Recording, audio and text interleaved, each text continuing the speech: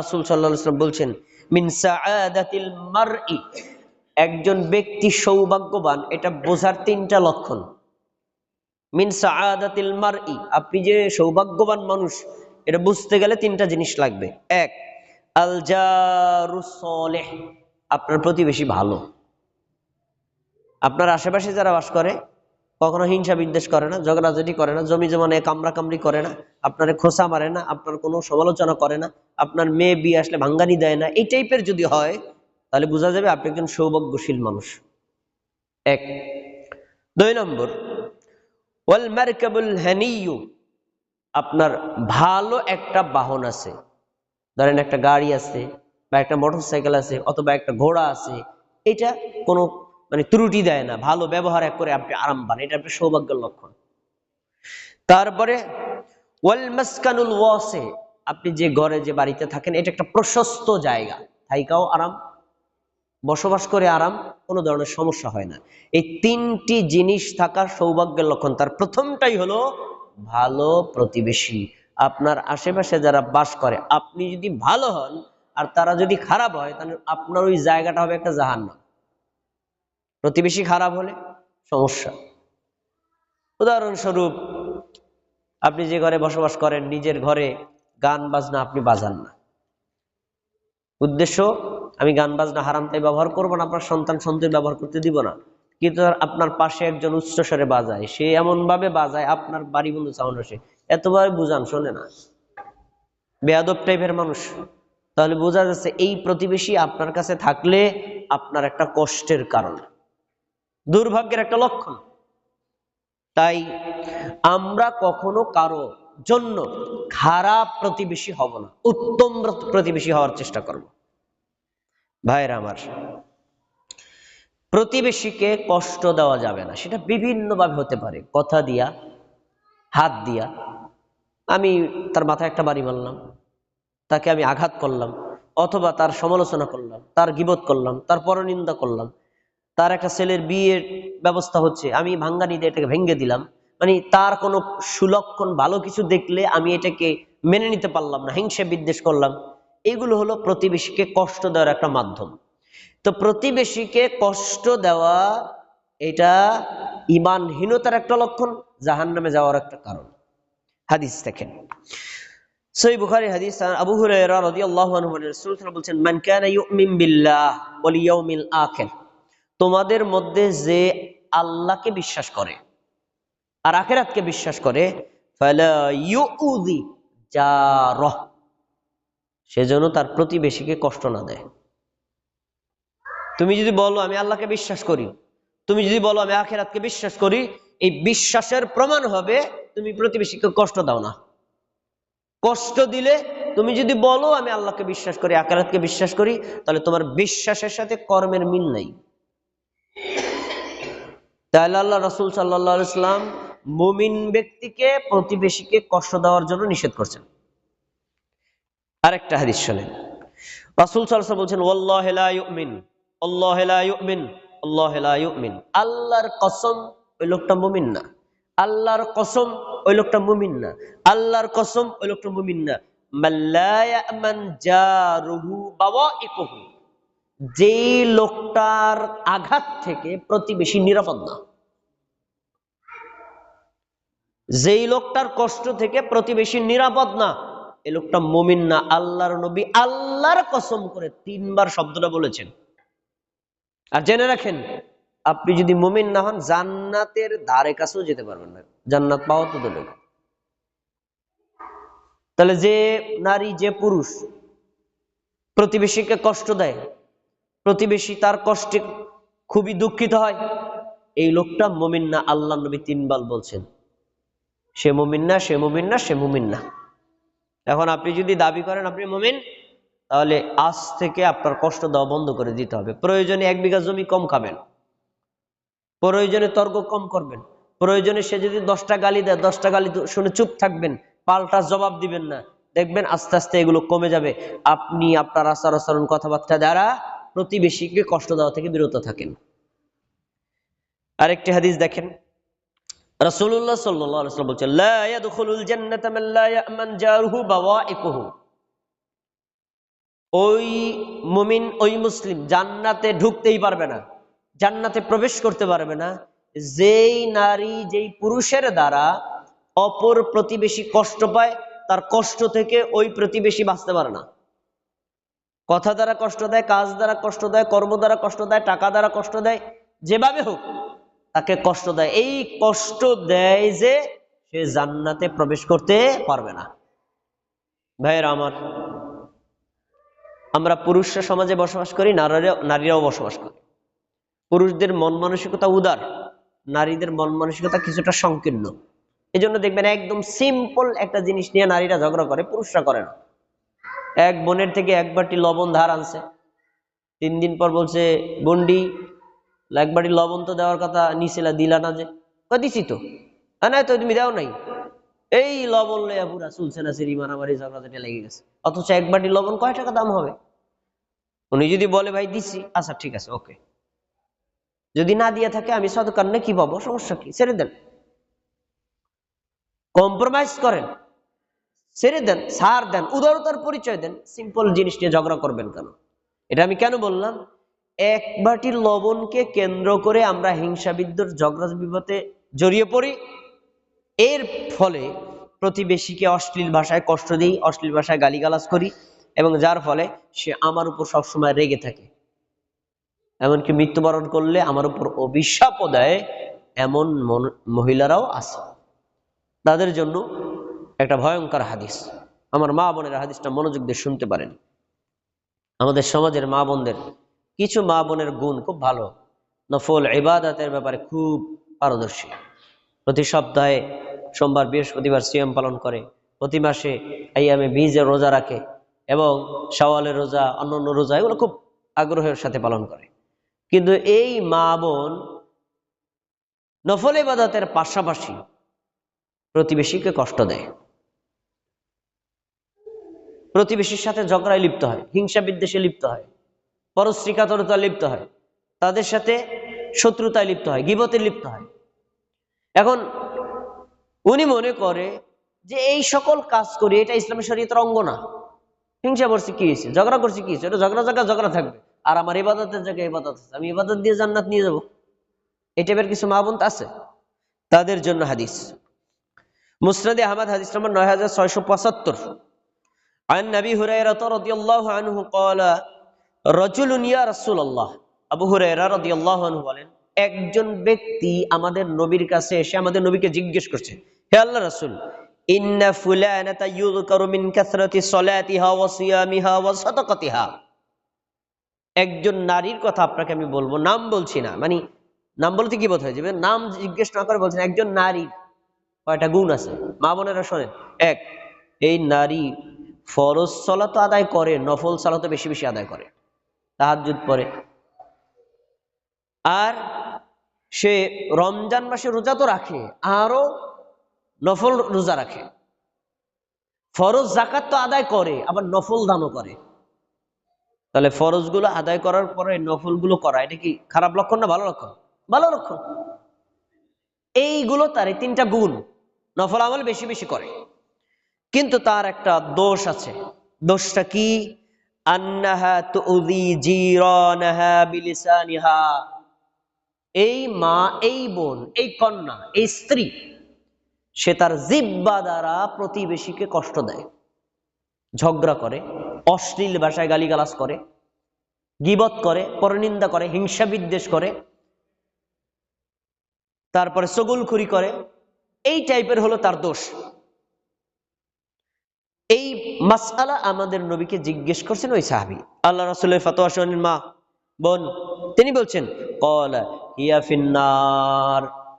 যদিও ওই মা, যদিও ওই বোন ফরজ নফল নামাজ পড়ে, ফরজ নফল রোজা রাখে, ফরজ নফল দানও করে, তারপরেও সে যাবে জাহান্নামে। গুণ 3টা, দোষ 1টা, পরিণতি জাহান্নাম। এর পাল্টা ওই সাহাবী আবার বলছে, ইয়া রাসূলুল্লাহ, ইন্না ফুলানাতা ইউযকারু মিন কিল্লাতি সিয়ামিহা ওয়া সাদাকাতিহা ওয়া সালাতিহা। আরেকজন নারীর কথা আমি জানি, সে শুধু ফরজ সালাত আদায় করে, জোহরে 10 রাকাত সালাত আদায় করে না, শুধু 4 রাকাত ফরজ পড়ে। মাগরিবে 3 রাকাত 5 রাকাত পড়ে না, 3 রাকাত শুধু ফরজ পড়ে, নফল সুন্নাত বেশি পড়ে না। ফরজ যেটা ঠিক রাখে, রমজান মাসের রোজাগুলো ঠিক রাখে, নফল আমি করতে দেখি না। ফরজ তার যাকাত এগুলো ঠিক আছে, নফল দান খুব একটা করতে দেখি না। তার মানে ফরজ ইবাদত ঠিক রেখে নফল খুব বেশি করতে দেখি না। কিন্তু তার একটা গুণ আছে। গুণটা কি? ওই সাহাবী নবী সাল্লাল্লাহু আলাইহি ওয়াসাল্লাম বলছেন, তার হলো ওয়ালা তুযি জিরানাহা বিলিসানিহা, এই নারীকে আমি কখনো ঝগড়া করতে দেখি নাই, হিংসা বিদ্বেষ করতে দেখি না, পরশ্রী কাতরতা করতে দেখি না, গীবত করতে দেখি না, অন্যের সমালোচনা করতে দেখি না, চগলখড়ি করতে দেখি না, কারোর সাথে কুসম্পর্ক করতে দেখি না, কারোর সাথে ঝগড়া লাগাইতে দেখি না। সে সব সময় নীরব শান্তশিষ্ট থাকে। দেখেন, নফল আমল কম, কিন্তু আর একটা গুণ, প্রতিবেশী কাউকে কষ্ট দেয় না। নবী সাল্লাল্লাহু আলাইহি ওয়াসাল্লাম বলছেন, হিয়া ফিল জান্নাহ, এই নারী যদি মারা যায় সে জান্নাতে যাবে। সুবহানাল্লাহ। হাদিস দ্বারা কি বুঝতে পারলেন? আমার সমাজের কিছু মা বোনেরা নফল আমলে দেখবেন রাস্তায় হাঁটার সময় তাসবিলিও করতেছে, তাসবির ফাঁকে ফাঁকে আবার কয় অমুক রেছে নো এই তো করছে রাত্রেবেলায়। মানে কি বল? তা আমার মা, আমার বোন, আপনি যদি গীবত পরনিন্দা করে অপরকে কষ্ট দেন, ঝগড়া করে অপরকে কষ্ট দেন, অশ্লীল ভাষায় গালিগালাজ করে অপরকে কষ্ট দেন, আপনার নফল ইবাদত আপনাকে জাহান্নাম থেকে বাঁচাতে পারবে না। এজন্য এখনো যাদের আমাদের এই কুঅভ্যাস আছে প্রতিবেশীকে কষ্ট দেওয়া, এই কষ্ট দেওয়া থেকে আমাদের বেরিয়ে আসতে হবে, না হলে এর পরিণতি হবে জাহান্নাম। ভাইয়ের আমার, প্রতিবেশী একটা গুরুত্বপূর্ণ বিষয়, কারণ তার সাথে দৈনন্দিন দেখা হয়, আর দৈনন্দিন যার সাথে দেখা হয় তার সাথে সম্পর্কটাও বেশি হয়। হতে পারে সম্পর্ক হওয়ার মধ্যে আবার অনেক সময় কুসম্পর্কও হয়, এটাকে বর্জন করতে হবে। অতিরিক্ত মিশে যাওয়া এটাও ক্ষতিকর। স্বাভাবিক সম্পর্ক থাকবে। অতিরিক্ত সম্পর্কটা কিভাবে হয়? বিশেষ করে আমাদের দেশে অনেক ভাইয়েরা বিদেশে থাকেন, তার স্ত্রীরা দেশে থাকেন, তো স্ত্রীরা অনেক সময় বাজারঘাট করতে পারেন না, প্রতিবেশী বাইরে দিয়ে করতে পারেন, প্রয়োজনে তার সমস্যার কারণে করতে পারেন। কিন্তু এইভাবে করতে করতে গিয়ে আবার তার সাথে কোনো জেনার সম্পর্কে লিপ্ত হওয়া যাবে না। জেনা করা পাপ, কিন্তু প্রতিবেশীর সাথে জেনা করা ডাবল পাপ। কারণ প্রতিবেশীর ভাই বোন তাদের নিরাপত্তা দেওয়া আপনার ইমানি দায়িত্ব, কিন্তু আপনি পাল্টা করছেন। এই জন্য রাসূল সাল্লাল্লাহু আলাইহি সাল্লাম তাকে জিজ্ঞেস করা হয়েছিল, আল্লাহ রাসূল, ইসলামী শরীয়তে বড় পাপগুলো কি কি? বড় পাপের সিরিয়াল বলতে গিয়ে নবী সাল্লাল্লাহু আলাইহি সাল্লাম বলেছেন, শোনো, আনতুজানিয়া হালিলাতা জারিক, তুমি যদি তোমার প্রতিবেশী কোন স্ত্রীর সাথে জেনা করো, তাহলে এটা ইসলামী শরীয়তে আকবারুল কাবায়ের, বড় অপরাধ। কেন? প্রতিবেশীর হক বেশি, প্রতিবেশী নিরাপত্তা পাবে, আপনার দ্বারা কোনো ক্ষতি হবে না, এটা আপনার দায়িত্ব। ভাইয়েরা আমার, এই জন্য আমাদের প্রত্যেকের উচিত হবে, আমরা নারী বা পুরুষ যারাই বসবাস করি সমাজে, সে আপনার পাশে যদি বাস করে হিন্দু, বৌদ্ধ, খ্রিস্টান, মুসলমান, আস্তিক, নাস্তিক যারাই থাকবে, তখন আপনার দৃষ্টিভঙ্গি হবে সে মানুষ, তার সাথে আমি ভালো ব্যবহার করবো। মানুষ হলে আপনি তার সাথে ভালো ব্যবহার করবেন। কেন? তার আপনার পাশে বাস করে, এই পাশাপাশি বসবাস করলে সে আপনার জন্য নিরাপত্তা, আপনিও তার জন্য নিরাপত্তা। এর জন্য একটা বড় বেনিফিট আছে, বড় বেনিফিট, যা আমরা অনেকেই জানি না। দেখেন, আমাদের সমাজে কোনো মানুষ মারা গেলে দেখবেন লাশটাকে সামনে নিয়ে শত শত লোক জানাজার জন্য কাতারবদ্ধ হয়ে দাঁড়িয়ে থাকে। দেখা যায় মানে সিরিয়াল বাই সিরিয়াল ওয়াজ চলতেছে। এই মসজিদের ইমাম আধা ঘন্টা, ওই মসজিদের ইমাম 20 মিনিট, ওই মসজিদের ইমাম 15 মিনিট, এমন করতে করতে মানুষ বিরক্ত হয়ে যায়, তাই না? কিন্তু এইটা আসলে উচিত না। লাশকে সামনে নিয়ে দীর্ঘ ওয়াজ বক্তব্য, এটা আমাদের নবীর অভ্যাস ছিল না, সাহাবীদের অভ্যাস ছিল না। কারণ লাশটার সামনে এটাই বড় ওয়াজ, সে মারা গেছে, আপনিও মারা যাবেন, শিক্ষা নেন। আপনি যেহেতু মারা যাবেন, মৃত্যুর প্রস্তুতি নিয়ে কোনো অন্যায় করবেন না, এটা বড় শিক্ষা। কিন্তু আমি এই কথাটা কেন বললাম? আমি অনেক ওয়াজ শুনছি, কিন্তু মৃত ব্যক্তিকে সামনে নিয়ে একটা ওয়াজ আমাদের উপস্থিত লোকদেরকে করা দরকার। সেটা হলো, ভাইরা আমার, আমরাও মারা যাব, কিন্তু দয়া করে আমরা যারা যেখানে বসবাস করি তাদের আশেপাশের লোকদের সাথে সুসম্পর্ক রক্ষা করব, তাদেরকে কষ্ট দেব না। কেন? আপনি মৃত্যুবরণ করলে যদি তারা আপনার পক্ষে সাপোর্ট দেয়, এই সাপোর্টটা কিয়ামতের দিন আল্লাহর দরবারে কবুল হবে। আর যদি আপনার বিপক্ষে সাক্ষী দেয় না, এটাও কিন্তু আপনার বিপক্ষে কবুল হবে। এই জন্য প্রতিবেশী, আপনার আশেপাশে যারা বসবাস করে তাদের সাথে ভালো ব্যবহার করবেন। তারা যদি স্বতঃস্ফূর্তভাবে সাক্ষ্যটা দেয়, আপনার জন্য কাজে লাগবে। কিন্তু আমরা বড় উল্টাই দিছি। ধরেন আমাদের এখানে একজন লোক মারা গেল, আর আমি কথা বলতেছি। এখন আমি বললাম যে ভাই, আপনাদের সন্ধানে লোকটা মারা গেছে, কেমন ছিল? তাহলে শাহাদাত ভাই জানে যে তার সাথে খারাপ ব্যবহার করছে। সবাই যদি জিজ্ঞেস করে, হ্যাঁ শাহাদাত ভাই বলবে না আমার সাথে খারাপ ব্যবহার করছে, খারাপ ছিল বলবে না? মিথ্যা সাক্ষ্য নিচ্ছি, সবাই বলে ভালো ছিল। এই যে জোর করে সাক্ষী আদায় করতে ইসলামী শরীয়তে বলা হয়নি। আপনি যদি ব্যবহারটা ভালো করেন না, তখন তার অন্তর থেকে স্বেচ্ছায় বেরিয়ে আসবে লোকটা ভালো ছিল। এই সাক্ষ্যটা আল্লাহ তাআলা কবুল করবেন। হাদিসটা শুনে নেন। রাসূল সাল্লাল্লাহু আলাইহি ওয়াসাল্লাম এর হাদিসটি বর্ণিত হয়েছে মুসনাদে আহমদে। তিনি বলেছেন যে মা মিন আবদিন মুসলিমিন ইয়ামুতু আশহাদু লাহু সালাসাতা আবিয়াদিন মিন জিরানিহি। কোন মুমিন, কোন মুসলিম নারী বা পুরুষ যদি মারা যায়, মৃত্যুর পর সে যেখানে বসবাস করছিল তার আশেপাশের লোকজনদের মধ্য থেকে যদি 3 জন মানুষ এই সাক্ষী দেয় লোকটা ভালো ছিল। কয়জন মানুষ? 3 জন। বেশি দিলে আরো ভালো, কমপক্ষে 3 জন। এই সাক্ষীটা কিভাবে? জোর করে আদায় না, উনি মন থেকে স্বেচ্ছায় বলবে ভালো ছিল।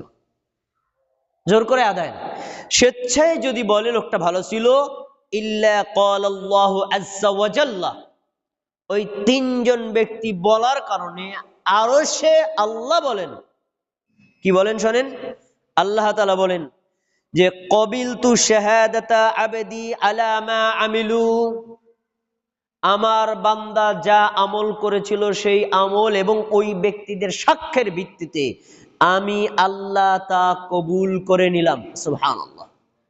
পরের শব্দটা কি শোনেন, ও গফারতু লাহু মা আ'লামু, 3 জন ব্যক্তি তাকে ভালো সাক্ষ্য দিছে, কিন্তু তার গোপন কিছু পাপ আছে, আমি জানি ওরা জানে না। যেহেতু ওরা যতটুকু জানে ভালো সাক্ষী দিল না, আমি তার গোপন পাপকেও ক্ষমা করে দিলাম।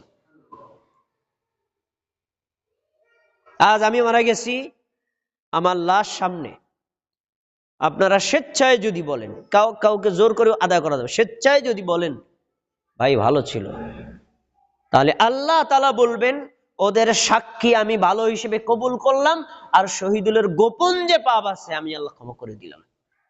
আমি হাদিসটা বলছি কেন? কেউ দুনিয়াতে থাকবেন না, সবাই মারা যাবেন। আর কেউ, আপনারা বিরান ভূমিতে বসবাস করেন না, মানুষের মধ্যে বসবাস করেন। মানুষদের সাথে যদি আপনি ভালো ব্যবহার করেন, এরা যদি স্বেচ্ছায় সাক্ষী দেয়, আল্লাহ আপনাকে জান্নাতি বানিয়ে দিবেন। তাহলে কি প্রতিবেশীর সাথে ভালো ব্যবহার করা দরকার আছে না? অবশ্যই দরকার আছে। একজন ব্যক্তির দৃষ্টান্ত নেন।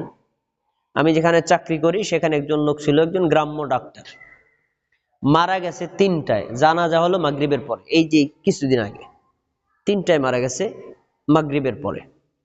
কোনো মাইকিং পোস্টারে কিচ্ছু করা হয় নাই, শুধুমাত্র ওই যে মোবাইলে জানানো হয়েছে মুখ মারা গেছে।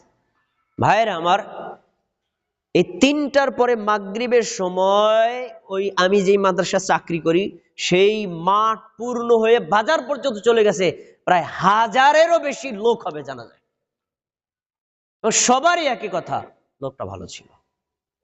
এত শর্ট টাইমে এত লোক হওয়া মানেটা কি জানেন? আমি মারা গেছি যখন আপনি শুনবেন, আপনি যদি আমাকে মন থেকে ভালোবাসেন, আপনার যত কাজ আছে না বা শহীদদের জানাজা যেতে হবে, এটা হলো অন্তরের টান। আমি ভালোভাবে ব্যবহার করছি তাই।